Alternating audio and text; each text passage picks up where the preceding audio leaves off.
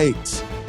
Welcome back to another episode of Friends from Work, a podcast about all things in the Marvel Cinematic Universe, hosted by me, Robbie Earl, and by my co-host and longtime friend from work, Kyle Sconewell. Yes. Welcome back to this second stage of our Ironheart coverage here, as we will be wrapping up with with episodes 4 through 6. Mm-hmm. And finishing the series here. Before we jump totally into Ironheart, this is kind of working out well for us timing wise because we are recording this. You know, we got to see all 6 episodes ahead of time, which was great. That's not always the case with screeners, but I feel like that was helpful in this instance. But we chose to break it up and recorded it kind of in the same way that they're being released, so that we watched the first 3 and recorded last episode, and now we're back. But I do appreciate that as we're recording this episode, the first 3 have already released. Yeah. So it's kind of given me an opportunity to take the temperature of the general like film and TV community, the Marvel fan community, our community, and hasn't really changed my feelings on the show, but it is always interesting to kind of see what the narratives are coming out the gate. And so I think it'll at least be helpful for us to kind of talk with that context as we're getting into the last 3 episodes. Sure. You know, I think on the last episode, I said that I thought it'd have like 68 to 70%, and I think it debuted at 72%. I saw that. Yeah.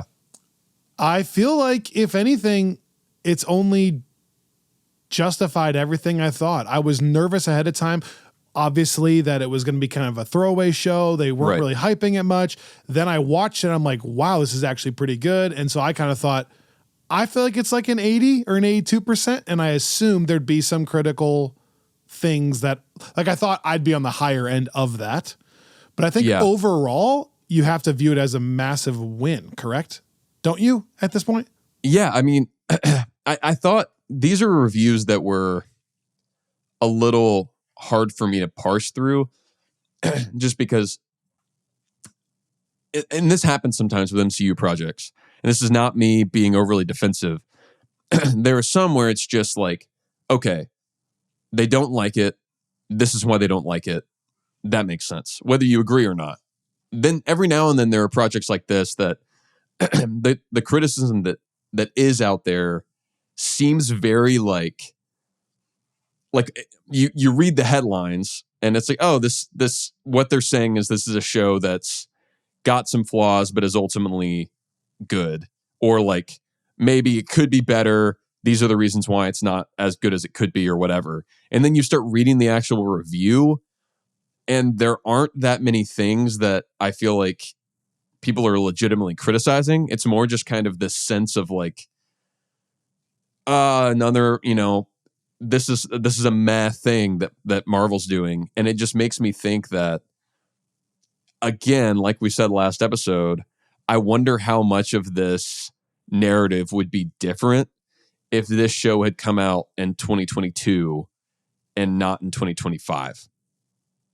Just because people are interpreting all of it through like a different lens, which is all to say, my understanding is it's getting, 72% is fine. Like, I think it's been generally well received. I think the last couple episodes from a fan perspective are going to be better received than the first 3.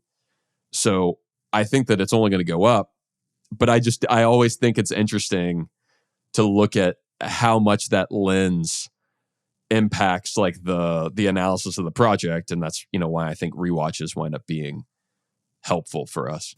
Yeah, no doubt. I think you're right. I also think you're a little more aware of that stuff than I am. For the most part, I saw people pretty happy with it. There were a couple mainstream outlets like IGN that said it was mediocre, which I'm not going to die. Like, it's fine. No.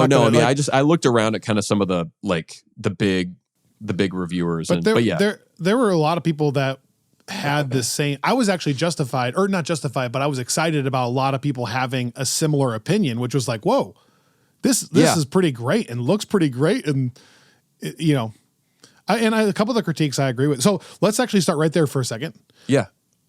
And by the way, I just has nothing to do with anything, but I'm just thinking it's interesting that we're recording this now, we're recording this a little bit early, so the reaction to 4 through 6 is not out yet. So I think people are going to be loving it, and I think they're going to want to talk about what I'm going to get into here in a second, is what I think the lasting thought's going to be. But I don't know that yet. We're not recording after the reaction. I would just really quick want to say we are on the doorstep of Fantastic Four. And as we sit here today, the final trailer for the Fantastic Four film came out, and it looked so cool. I loved it. I'm so excited about Ironheart. I actually turned a big project in today. I literally went for a walk today and just posted on our Instagram, like, I'm just having one of those days where you feel pretty good about life. Like, a lot of stuff is going well. Some summer plans fell into place, and we're going to Comic-Con. So now I kind of have like my whole summer figured out, it feels like. And this is a good era for the MCU, with this show being a win, and then Fantastic Four coming up in just a few weeks now. And you really look back at it, I posted this on Instagram, like, Marvel is cooking right now in television world. Like, the last 4, if you go backwards, Ironheart is a surprise. People thought it was going to be terrible. Now it's great. It's not great, but it's really, really good. Yeah. The previous show, Daredevil was well received. Agatha was well received. And before that, Your Friendly Neighborhood Spider-Man came out of nowhere, and I thought was like really great for animation. Yeah. Outside of Brave New World, if Fantastic Four is a slam dunk, this is about as good as the MCU gets, honestly. Yeah. So it's a fun era.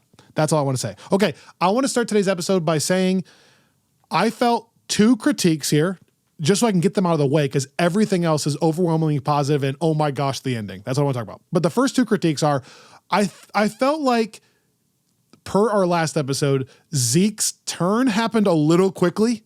Like, Zeke's turn to me makes more sense if you have 9 episodes, and there's a couple more episodes where he's stuck in jail and like really stewing over it. We talked about how I was okay with him not becoming like a villain, and I'm mixed on that. So when he started becoming like really pissed at Riri and trying to fight her, I was like, oh man, they are doing it. But then they kind of back off on it. It doesn't lead to like a massive battle. He's kind of like okay with it. They make jokes, but then he says like, you know, we're not good. And he doesn't turn into like Iron Man 2.0. Yeah. So it's kind of in the middle. They kind of did the middle route. So that was one critique though. For a second, I was like, is this happening a little too fast? Yeah. I actually felt like I was tracking that pretty closely for that reason, because we had talked about it. And also, it was like, I mean, that's one of the problems with the 6-issue model or 6-episode model anyways. I feel like sometimes the pacing just gets like spread out in some ways and way condensed in others. But on that note, I feel like overall, outside of Zeke, the pacing was pretty good for 6 episodes. This is one where I felt like 6 was a win for the most part. And I actually didn't, I thought that the way that they handled that felt pretty natural to me, because I mean, he's in prison. I mean, minor critique. Yeah. Like it would be different if Riri had started working with him and then she went and used his tech, and then suddenly he just has like you know what? I really like this. I like being bad. I'm a bad guy now. Like that is something where I would have been like, all right, like we don't need this. But the fact that he's not trying to like fulfill his father's legacy. Right. He's just angry. He's angry because she promised that she wouldn't do the one thing she did. She like really kind of like bullied him into doing that in a way that felt unnecessary. And then now he's in prison. She's not getting any heat for what she did, and he's getting all of it and just getting dragged. And then Parker comes in and offers to actually do something about it to help him. And so, I mean, I think it all, and then he takes the deal with the understanding that it's transactional. Like it's not like Spider-Man 3 where like Venom and Sandman team up because they both just want to like take it to Spider-Man. It's like his understanding is, you're getting me out of here. I'm helping you take down Ironheart. He doesn't kill her, which I think is important because that kind of maintains that he's not like a psychopath. Yeah. And then I think he kind of, whenever the deal gets changed, he's kind of looking for the first available exit. And so, yeah, to me, it all felt like pretty believably handled. Not to negate the critique. No. But it's not even really a critique. I'm just trying to get these out of the way. The only other thing is, yes, I know through 6 episodes, there are maybe 3 to 5 times where the Hood's gang feels a little Disney Channel-esque for a second. Like when they come into the restaurant, which is funny to me that it's White Castle. I think it was White Castle. Yeah. When they like, there's a few times where it's like, okay, a little bit young adult-ish, but I am thankful that they kind of flip that on its head like pretty quick afterwards. Usually something serious happens to where you're like, okay, they don't have a chance to do that. Yeah. But that's literally my only other thing is a couple times I was like, ooh, this is a little, don't go there. Like in episode 4, when the magic starts happening, I didn't want it to turn into like Disney Channel magic for a second. And I was really stunned that it was happening. So I was just like, oh man, are we going to go this route? And so like for like, I'm talking 30 seconds, I was like, hopefully not. And then they don't. So those are my only two things that kick off the episode. It's also why that's where I'm grateful for them releasing this the way that they are, because I watched episode 4 and that's when I started having those concerns where I was like, is this going to start going down a weird path? And because it felt like there was an opportunity for it to kind of lose the things that I thought the show was doing well and then start adding in some like weird cheesiness. Sure. And I think if this had a whole week to kind of stew in that episode, not that it was a bad episode, it had like, it winds up ending on a totally different note anyway, but still, I think like that would be a situation where you kind of start running with fears that are not really grounded. Like, are we going to do a Jin turn here? Yeah, but instead, if you just go straight to 5 and 6, it's like, no, like they actually, that element is introduced for a reason. I think if they had not introduced that at all, or at least some version of it, then I think the reveal at the very end would have felt super out of left field. Like, if the whole thing is just like, there's something vaguely sinister and now she's talking with the devil. But I like the fact that she like has her armor upgraded in that way. And all of that kind of relies on her having at least one like magical consultant. Okay. So I need to be clear really quickly. I'm about to geek out about the magic. I think the magic is a massive win overall. Just for a second in like the candy shop, I'm like, ooh, like, is this going to be weird? I also think I am infinitely more prepped for it because of Agatha. The fact that this releases after Agatha, like in the first episode of Ironheart, when you're just watching episode 1, having not seen the others, I didn't really catch that, her mom has this friend that's kind of like a hippie and they're like burning incense. Yeah. And I was kind of like, haha, that's funny, hippie. But now it's actually a little bit of foreshadowing to this moment. Like I didn't realize she's actually into some kind of witchcraft a little bit. And I'm more okay with it because of Agatha. So I think there was a moment in episode 4, and I mean this on the positive side of things now, where she's sitting at the table with her friend and her friend is sketching out Dormammu and going over that. And I paused it to Annika, like excited going, I cannot believe we are doing this. I texted a friend. A friend asked me, and he's like, did I see you turned your opinion on Ironheart? You like it? I'm like, dude, it's pretty freaking great. He says to me, what do I need to watch ahead of time? And I was like, honestly, probably Doctor Strange and Wakanda Forever. And he wrote, Doctor Strange? And he literally wrote, I'm trying to think what you could even mean by that. So I pause it and go, I cannot believe we are talking about Dormammu and Caecilius and what it did to Caecilius's body, the dark dimension. I mean, and I love it. Somehow I love it. I geeked out hardcore about those kind of tie-ins. Well, and who thought we'd be here? And I told you this, like one of the things that I loved is that it winds up not being Dormammu because I know, but just that we're even talking about it. Yeah, no, I mean, I thought it's kind of what we talked about last episode. It just, to me, it makes the whole world feel a little bit more lived in because... It's also cool that other witches know of Dormammu, but apparently they don't know of Mephisto, which is kind of cool. Or at least, it's like they know... It's almost like they know the amount about Dormammu that we know. She's kind of like reciting these elements of that first movie plot. And... I like that she's like, I'm like 47% sure that that's who it is. And then it isn't, not just because it kind of follows through on that, but also because like, I don't know, again, I don't love the idea of her sitting down with this like witch in training who immediately knows exactly who the bad guy is and can tell her everything she needs to know. Like, she gets it wrong, which is dope. Yeah, I think that like it makes it feel like a more like nuanced and varied world that they're living in, not a world that's like all set up to get to a predetermined plot point, which is what I think it could have been. So whenever we cover these episodes of television or even a movie, we try really hard not to talk ahead of time.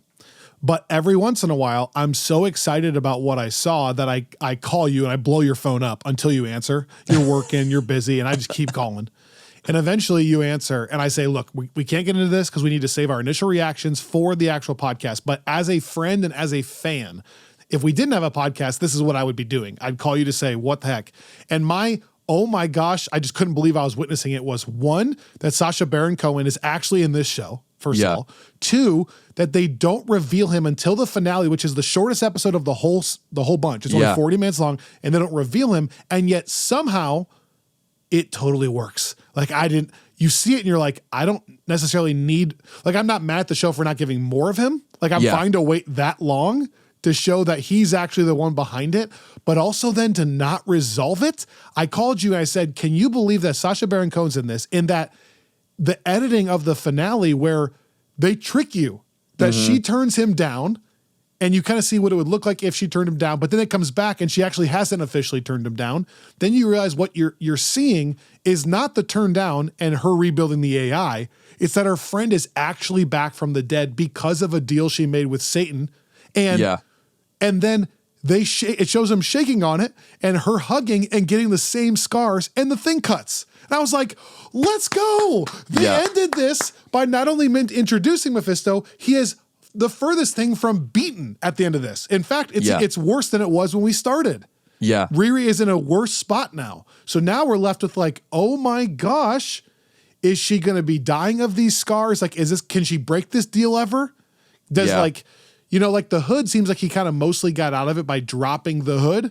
What is her version of that? Like, how does she now get out of this? How does Mephisto even get beaten? And that's how they ended this show. A massive door open. Yeah. It's very similar to like Infinity War, not to the same degree, obviously, but the same tone and of the Loki season 1 finale. Yeah. Yeah, no, it reminded me a lot of the Loki season 1 finale, which is high praise.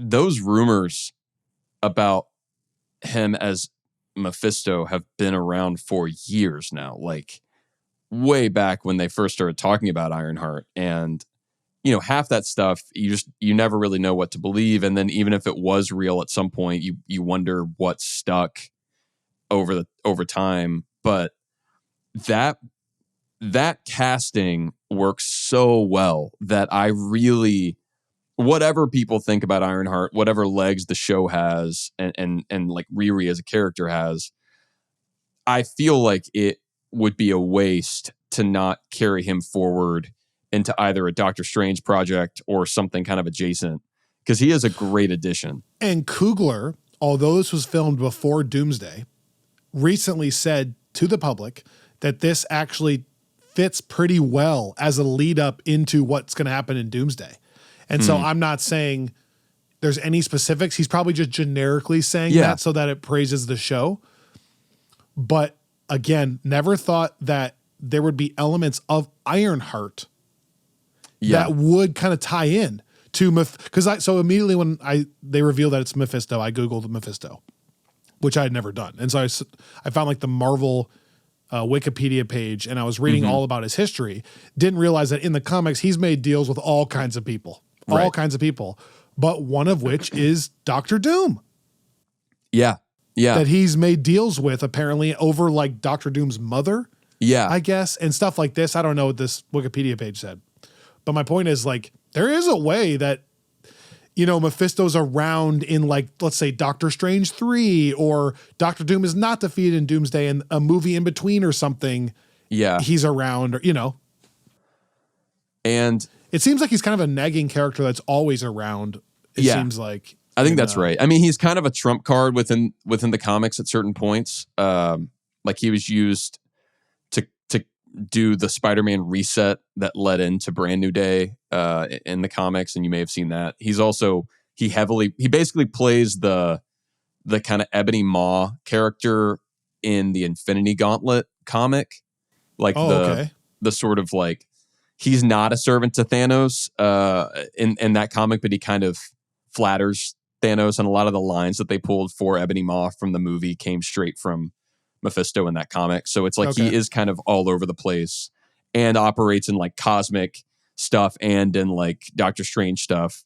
So it could work. I'm also just thinking, unrelated to Mephisto for a second, and I hadn't thought about this, but you're right. There is a big thing in the comics with Doctor Doom trying to, I think that the way that he gets the scars on his face in the comics is he's actually trying to build a machine that will allow him to like travel to the afterlife and try to like retrieve his mom who's died. And, you know, all of this stuff has been convoluted and built on or whatever. But whether or not they ever would do anything like that, you are right that there's this big thing with Doom and his mother. And I've never thought before, but that's another thing that they could kind of like, they could do a play on, depending on what version of like Tony Stark meets Doctor Doom we're getting. Like I'm thinking about the like, he killed my mom line in Civil War from Tony. Wow. And they have laid the groundwork for some of these things. But now it's Doom saying this about his mother. Right. Like you could imagine a world where like that clearly, you know, decades later, like hit a nerve for Tony in like the universe where Tony's the hero. So you do wonder if something similar happens, how much has that driven this other Tony, if that is who Doctor Doom is in Doomsday, to do whatever he's done. This not really the Ironheart, but thought experiment. I love that, by the way. Back to Mephisto for a second, just because it got me so excited. I thought the actual portrayal of, like, I love that scene. I love the scene with him in the hood, and I love the scene with him and Riri. Yeah. That the portrayal of him as the devil was unbelievable. As far as like believable and convincing and never like directly, overtly threatening, but the ultimate deceiver. Yeah. And coming up with these like bargains that you accept, like he didn't make you do it, but you accept it. And then you have to deal with the consequences of it. I thought the one split second shot of the reflection in the spoon of him looking like classic Mephisto was a really great way to disguise kind of what's going on. Which I had to go back and find. You flagged that and I had missed that initially. Well, because think about if he looked like that just sitting at the pizza restaurant, it'd be stupid. Yeah. You'd be like, why is this devil character sitting there? So he can change his appearance. All this happening over pizza. Yeah. I just, and then. And the accent going in and out. And then like sometimes he's whispering to her like Professor X, but not actually opening his mouth. But sometimes all of a sudden, his voice will drop an octave. Yeah. For 1 second, you're like, what the heck? Yeah. It's like, I feel like you're supposed to feel like she feels and that you're sort of disoriented, but also kind of like entranced.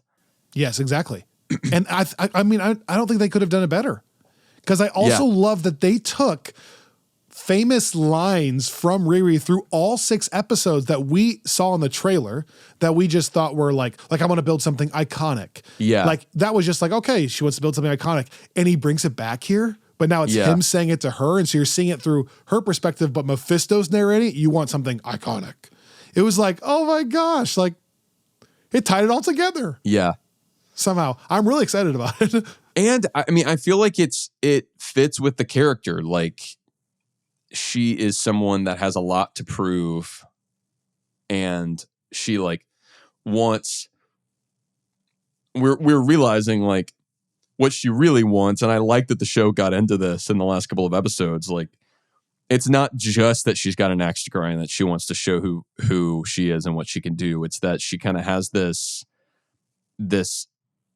like traumatic need to try to protect the people around her, which again, I really like as kind of a legacy follow-up to Tony Stark, because that was sort of his downfall at certain points, was like he was so obsessed with protecting people that sometimes he like could lose the forest for the trees. And I think that having like teeing her up in that way is like, it speaks to that legacy, but also in a way that I think is more personal to her. And my sense in the end is that to the extent she's taking the deal, it's not that she's doing it because she wants the best suit and the best tech and the most fame. It's now kind of back to being about Natalie, I think. Oh, I think for sure. And that she gets her back. And that's what I think that puts an interesting wrinkle on it, which also I think because she specifically side. says this is only going to affect me, correct? Right. Yeah, I mean, like trying to clarify, I guess, that doesn't spread to people she loves. So is your read that she thinks that they make the deal, that's what she's wanting, and she thinks that what she's getting back is Natalie AI, but she actually is getting Natalie the real person? Oh, see, I thought that behind the scenes, the deal was that she was going to get her back as a person, but you're right, because they hug and she's shocked. Remember? Yeah. She touches her and she's like, what the heck? And she's like, run diagnostics. And she's like, what? And the AI has the AI person or Natalie, who she thinks is AI, has no idea what's been going on. Yeah. So I guess she makes the deal for the AI just as her friend. And instead it's actually her. Yeah. Okay. We'll be right back.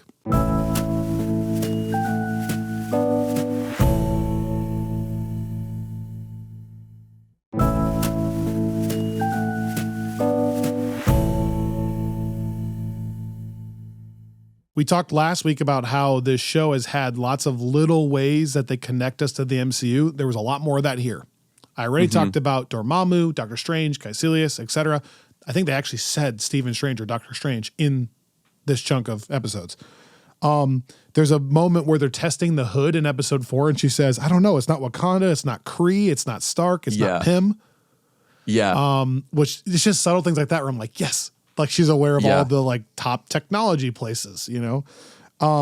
I also thought there was a lot of fun parallels. We've talked about the parallels between her and Tony Stark. There were a lot of parallels just to the Iron Man films as well, like having to go into the garage and build a suit, aka like a cave. Yeah, without which I love that suit also. It looks pretty cool. Yeah, and then I thought there was even shades of Iron Man 3 when she's in the restaurant and her suit isn't working, and the crazy person that seems unbeatable is attacking her, and she has to maneuver something in the kitchen. Yeah, very similar to Cheap Trick and a cheesy one-liner. That's true. Yeah. You know? So there were a lot of like Iron Man, and she was without her suit, you know? Yeah. A lot of like Iron Man elements. I also really appreciate that when you think about, she glorifies Iron Man and wants to make this Iron Man suit to protect her people. But I love that they also didn't then also just assume that she would also have all the weaponizing of the suit. So she does build a really nice suit, but all she has is like the repulsor blasts. I think one of the things that makes Tony different is that he's coming from a weapons manufacturer. Yeah. So I'm thankful that they didn't have her also rig up like the bunker buster in a suit and, lasers, and that's a one-off, like all those extra weapons, missiles, etc. That would be where I'm like, okay, she's building missiles in this garage. Yeah. And they don't do that. It's like she's using the suit to protect, but she's not used to using it for like war. Yeah. Well, and I think that like, I liked the battles between her and Stain for that reason too. Like it kind of shows their different approaches, but you're right. It also shows kind of the difference between her and Tony and War Machine. But I also like, it showcased different technology, even just visually. Like obviously they're different because his is biometrically infused or whatever, and hers is a suit. But I thought that like it was nice seeing that they're both kind of coming from a similar like technology as the base, and to see that go in different directions. Well, and it tied into, I think, episode 2 or 3, where he was real excited about, think about all the things we can do with prosthetics and bionics. Right. That he was more into that anyways. So it made sense to me. And I also like on that front, I liked that he kind of got hoodwinked, no pun intended, into like giving someone else admin access, because they had sort of showed at the start that he's like overly gullible and not like he didn't even consider the fact that they were going to put in a backdoor thing like that. Yeah. Yeah. Also, the fact that the finale didn't turn into this famous third act battle thing. Yes, she goes in and she has to fight him twice. Zeke, that is. Yeah. And then the hood thing, I mean, some people could see it as anticlimactic, but I thought not drawing it out to some long bout where he like has all Doctor Strange magic, let's say, or something. That's the right call. It was like one subtle trick of an illusion that she had from the magic in the suit. And all she had to do was pull the hood off him. It's not like he's some crazy superpowered person. So to some people, maybe that's disappointing. To me, I thought it was the right call to not have that be the focal point at all. She just wants to physically take the cape off him. Yeah. No, I think, it does. Yeah. It feels like the important thing is that someone else is taking it from you. Because obviously he can take it off and put it up on the thing when he's not using it. Sure. But I feel like, so that feels like they're at least kind of establishing a rule. But I agree. I was really happy with the finale as a whole. There was a point where I wondered if like the background that we were getting about Parker and his dad was a little unnecessary. But I think that it kind of shows, it gives you a sense of where he's coming from, at least. Like they don't really try to make it something.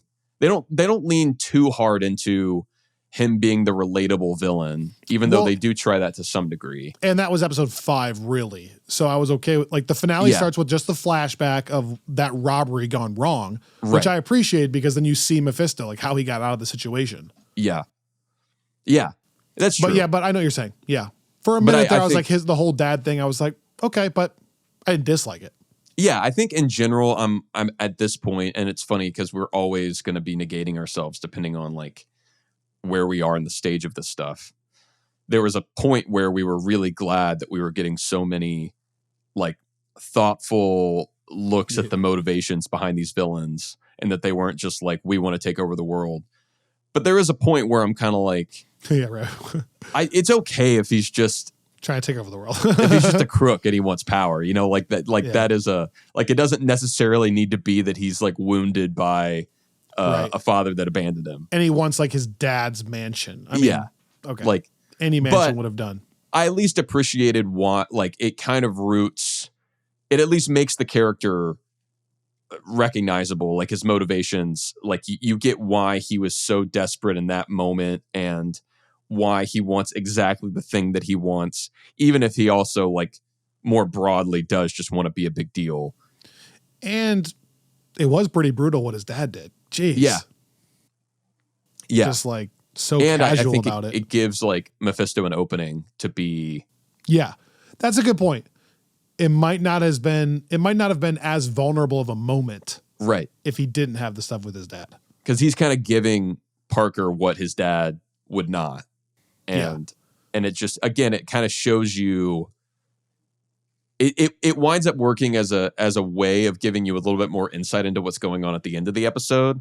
Because with Parker, you can kind of see even more clearly how he's being manipulated in the moment. Like even whenever he starts to get up and leave and he's like, I'm wasting your time. And then Parker's like, no. Like you see how he finds people at their most desperate and when their guard's down.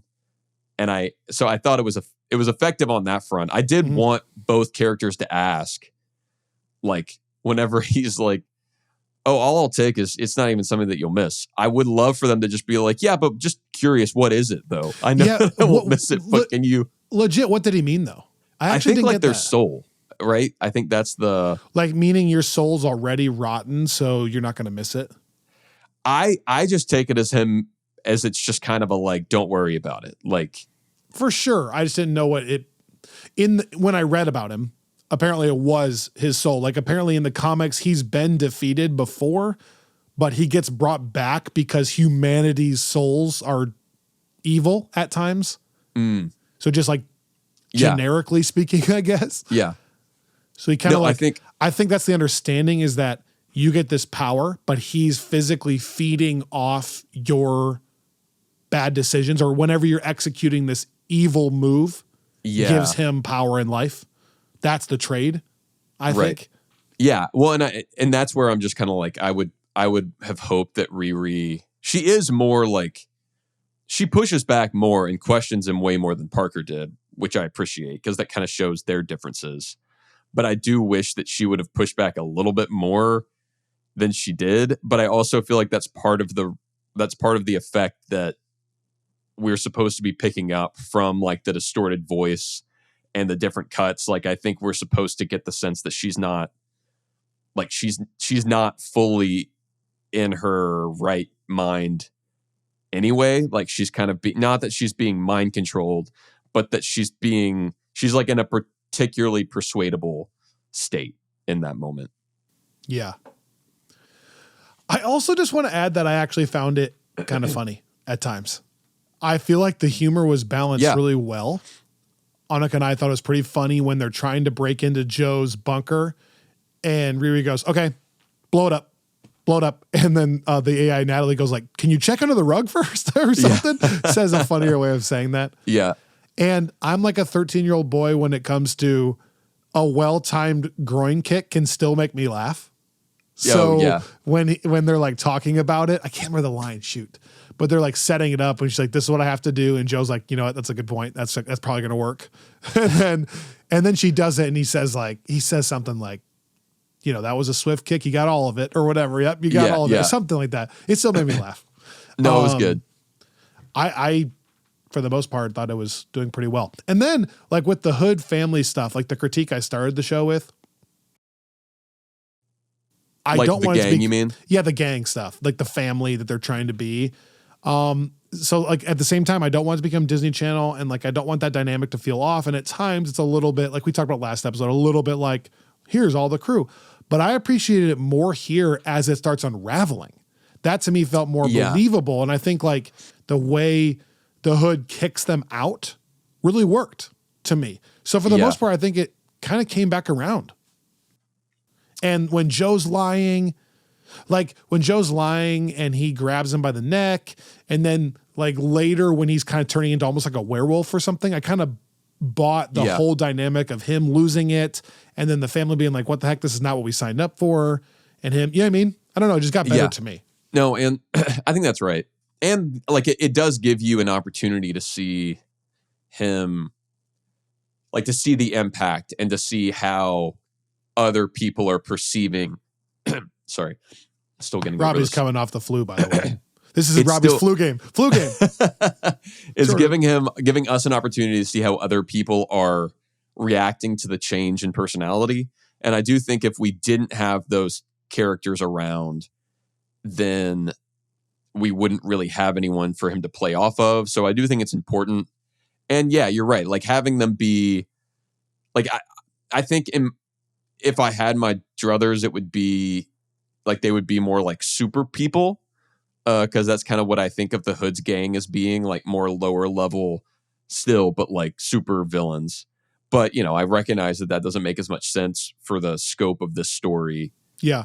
And per the post-credit sequence, it's still technically possible, right? Like he could go get some magic, get some version of a Hood back, and then get like this time go like, I need a more powerful gang. And that's one other thing that I liked about, I mean, we talked about that last episode when we were talking about who's giving him the power, because throughout the Hood's career in the comics, he's always like, he goes after the Infinity Stones at one point. He goes after like the Norn Stones from Asgard at one point. Like, basically anything that will kind of give him the leg up, like this supernatural power. He just realizes that like that's the thing where it's like he wants ultimate power, but he uses it in a very targeted, like, I just want to be a crime boss way, so that it kind of makes him way outsized in that particular context, which I think makes for a really interesting character if they run with it, because it's not like Thanos who wants to use the Infinity Stones to alter all of life. He just like wants to use it to like be a big deal.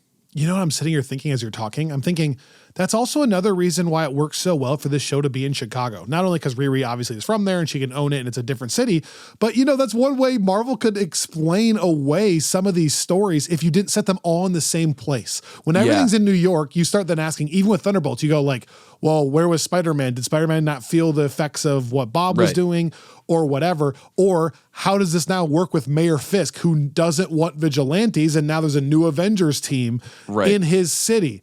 And I was just thinking like, yeah, you know what the easiest way to do? Get away with that is? Make the Hood in Chicago, where Kingpin is not the crime boss in Chicago. He's not the mayor. He's not running the show there. Yeah, that's a really good point. It's kind of actually surprising they don't do that more. I'm just thinking out loud. Like you could put more stories and like put one in Houston, let's say, and you would that's how you go like, well, yeah, Spider-Man's not here. He's in New York or whatever. If you don't want it to infringe ever. The original, the Iron Man Extremis comic that so much of Iron Man 1 and Iron Man 3 was based on, in the comic takes place in Austin. Really?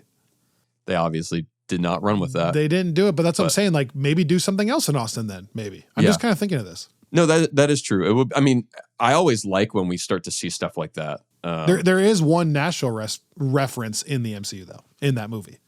When he says like, how far away is Nashville? Yeah. And they go to Rose Hill or something, a fake city, I think.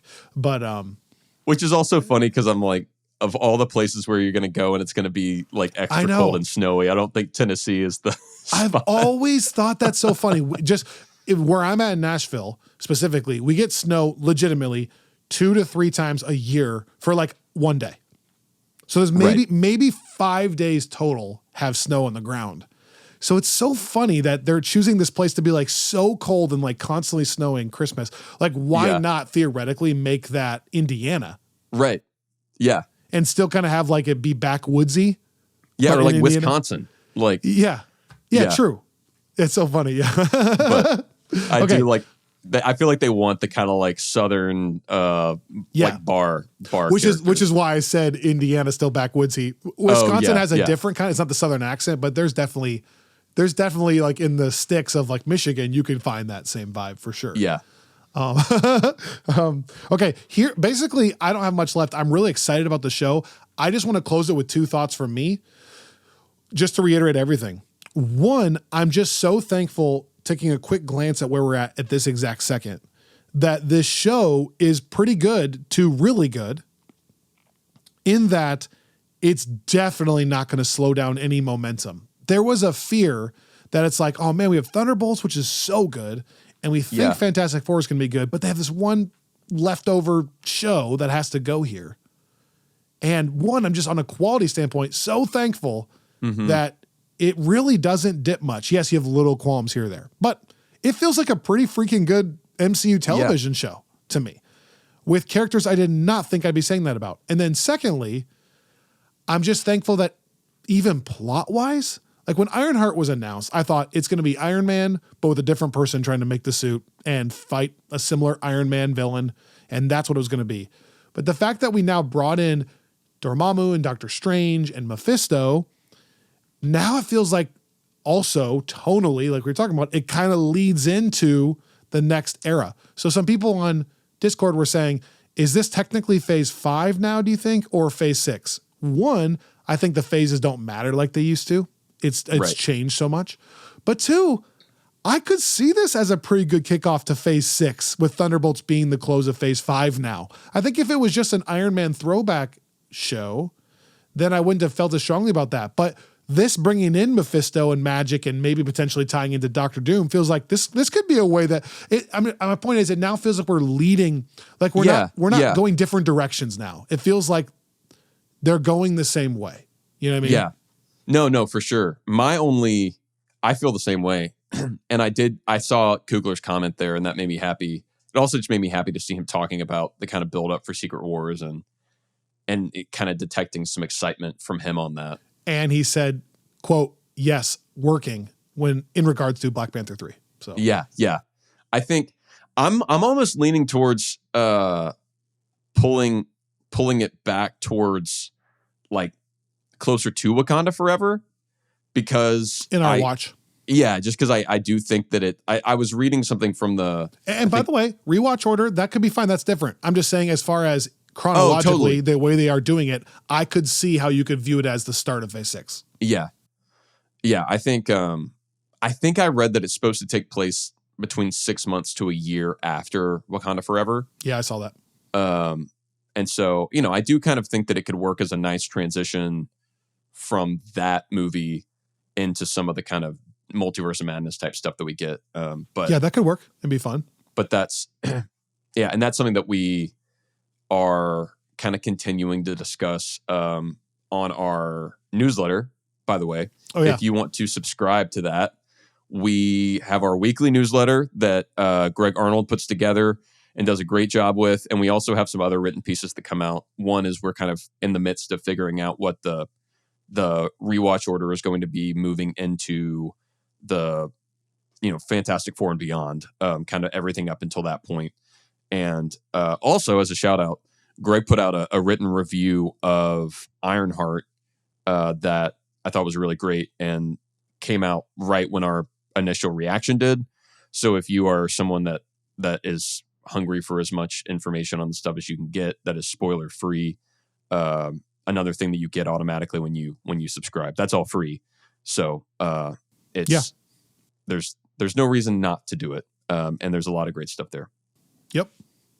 The only other thing I was going to say is I really think, like, just stepping back and looking at this show, I don't want to be, I mean, this doesn't feel that controversial, but I'm just kind of thinking about where this fits for me in the overall Disney Plus Marvel slate. Oh. And I'm not saying we rank it, but just kind of gut feeling. And I really think that, like, I can argue that this is on par with, like, a Hawkeye, which I think is a really good, in retrospect, like, really good Marvel show. It's not Daredevil Born Again. It's not WandaVision. It's not Loki. It's probably, it doesn't necessarily have some of the kind of, like, emotional highs for me that Moon Knight does. Here it is.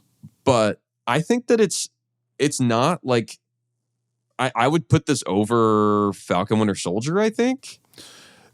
Oh, for sure. I'm just going to say what you said to me, and I know we haven't. Okay, hold on.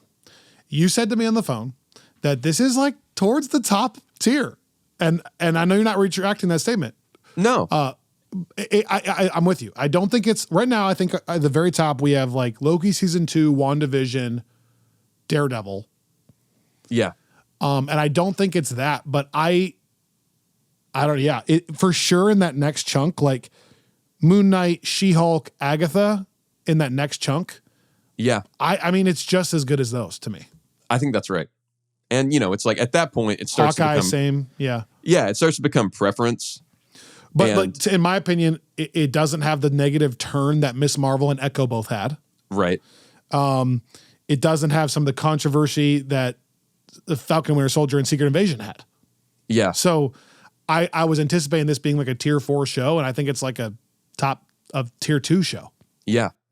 I think it's, again, which is that's crazy. why Maybe that's a hot take. I don't know, but no, I mean, I think that's another example of, like, maybe it is a hot take, but I think if it is because of where we are at this moment, like, yep. and not from the, like, oh, everyone's down on Marvel thing, but more just like, right.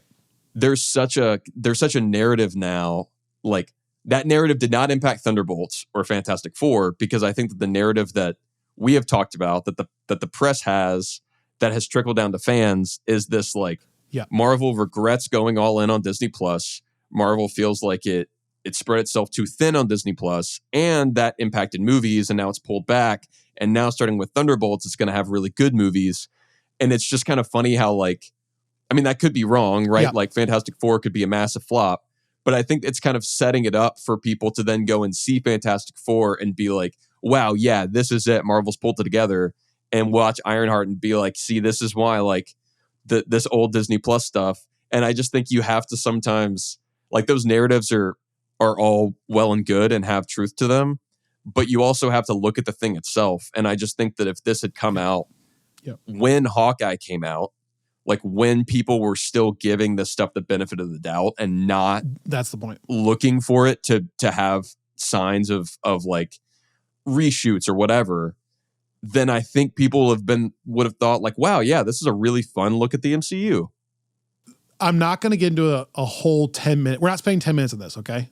If we do, I'm editing it out. But the whole conversation is such a catch-22. It's kind of like chicken or the egg thing. On one hand, I kind of hate bringing it up at times because I'm also like, sometimes I feel like that's the only way to validate the hate is if we keep talking about it. Yeah. And I think, and yet it's still kind of unavoidable. Like I told you about, I posted a social media clip just literally of 90 seconds of me from our podcast praising Thunderbolts. And a couple of the comments on there were so ridiculous. Yeah. Like you would go to our TikTok, you can see it, that you're like, there's no way these people exist, but they do exist. So it becomes, and then like you think like, okay, well, don't talk about it. It's not a thing. Well, I don't know if you saw this. Ironheart got review bombed down to 32% fan score. Listen to this. Before it released. Yeah. Oh no, of course. Of course. Yeah. So the people were saying it was a failure before they've seen a second of it. And so, yeah. I mean, that's literally just, I think, racism. Dude, I mean literally straight up racism. I mean, there is like, and even that is frustrating because you say that and everyone's like, oh, okay, well, yeah, you're going to play that card. But it's even like when, but that's what it is. If you haven't seen it, you literally haven't seen it. Well, like when Sinners came out, and I can't remember if we talked about this on the podcast or not, but it was such a fascinating, like, journey of that narrative, like in terms of where it started and where it ended, because it's like, first it was forecast that it was going to be a if not a box office bomb, it was going to be a massive loss because of how much money the studio had spent on it. Then it was, okay, it's actually projected to make a little bit more, but the studio is still going to lose money because of this crazy deal that they did with Ryan Coogler. And then finally it's like, wow, this is a crazy victory for Ryan Coogler. And now they need to look at it as a franchise. And it's just funny how like this stuff gets established ahead of time. And some of it does feel like I don't know if we would have these narratives going if this were from a different set it's of a sensitive subject for me because this happens in Kirk's career. Like this is exactly what happens right now. Hollywood and the fan community around it is mirroring sports, which is like these narratives get made and then they get pushed, even if they're not true. They're not true at all. But as long as you're loud about it on the internet, that becomes like the prevailing thought. And so I think the only way to combat, I think, is for us to not talk about it as much. But I also just like pray that we can, as a society, get back to viewing this less combatively in general. Like, I don't want to combat about the box office or the Rotten Tomatoes score as much. Like when I turned on Ironheart, the beauty was I literally am still able to watch it as a fan. Like, I'm like, I like these things. Oh, it's connected. That's really fun. And I'm trying to just genuinely give it like the benefit of the doubt. Like, meaning I'm going into, like, I've selected to watch it because I want it to be good. Yeah. And so like, if you're already review bombing it before it's even out, you've already made up your mind that like, my point is like, there's no fun in it for you. Right. So can we just get back to not as much worrying about all that, like all the peripherals about it? Like, I thought the show was good. Cannot every show be Marvel's back? Marvel's lost their way. Right. Right. Like even on our comments on our social media, back off we're watching because we like to watch it. Right. Not because we're a shill or not because we're not critical enough or because we're too critical. Like, just shut up. Like, can we all just watch it for fun, please? Like this racist review bombing is unbelievable. Like, what do you gain from it? Go back to watching it with the intention of you want it to be good. And if you don't want it to be good, then don't watch it and don't go on the internet and ruin it for other people. Yeah. I think that this is a good... It's like humanity 101 here. Dude, no, I think people... first and foremost, people, and all of us sometimes, need to just like get a life. Get off the internet. Go outside and do something. It is not like you don't have ownership over it. It's not core to your identity as a person. Like that's what's so surprising to me is like I post this like out of genuine excitement. Then you see some comments. I'm like, dude, go do something else. Yeah. Like, get a family, go on a walk, go into nature, do something else, man. Like, this is brutal. It is like it's such a good word. I mean, it's crazy how often I hear people tell me about touch grass. Tell me about. Have you heard that before? Like, like how they'll ask me questions about a Marvel thing, and they'll be like, "Oh, you know, like I know that it's supposed to be like X." They all have to give a disclaimer now. Every casual has to go, "Oh, is Marvel up? Are they down?" Like, just watch the project. Well, and I know a lot of people that spend, it seems like, based on the questions they ask me, a decent amount of time on Marvel Reddit, enough to be like, oh, but did you see like this? And there's this concern. People are mad about this, but haven't like watched the thing that the Marvel Reddit threads are about. And at that point, I'm like, I'm not like, you're not doing anything wrong, but like, why? Like what? The community has lost. Yeah. They've lost it. We've lost it, dude. I do think it's an important thing to note right now. I also hate the barometer thing, by the way, from casuals. That's what I mean. Oh, like, I hate this. Like, someone wants to come talk to me about how they liked Agatha. Like my friend Micah. He says, I want to talk about Agatha. You don't have to then give the disclaimer of like, well, they were down, but now I liked Agatha, so now we're here. Who knows what the next one? Like, oh my gosh, it's a separate project. Did you like it or not? Let's just talk about it. That's it. Right. No, it is like, that's an exhausting thing. And I think what I was going to say, we're like, it's well timed because and we're not getting into it now, if we ever get into it, but like we are about to be in July, and in July we're going to have Superman on July 11th, and then Fantastic Four on July 25th, and it is already being teed up as this kind of like either or thing, like And for the record, just to say, I am really excited about the prospect of a great Superman movie, and everything that I'm seeing about this one makes me excited. Like, it feels like it's got what I have been wanting from a Superman movie. Like, it's colorful, it's got heart to it, it's not retreading these same things. I am rooting for that movie to be great. I do not need that movie to be bad so that I can then like Fantastic Four. I don't need Fantastic Four to be better than Superman. They can both be great, doing totally different things. But I know that that's like, we are immediately going to be having that conversation as soon as either of those movies come out, which is fine.